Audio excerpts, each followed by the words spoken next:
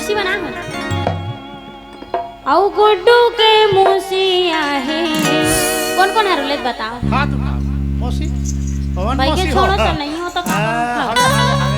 ओकर बड़े दाई मन हाबो गाओ फोकट में बड़े दाई बोल केहल मिला तब न हाथ के उठाए ये बाहर के मतलब ओकर मौसी आबो का जान वो दे हावे अब बाकी 3 जन मौसी स्टेज में खड़े हैं तो जल्दी हुई माला बुला ले था तो कथेगा का गुड्डू के मौसी आए बनना झूला गुड्डू के मौसी आए बनना झूला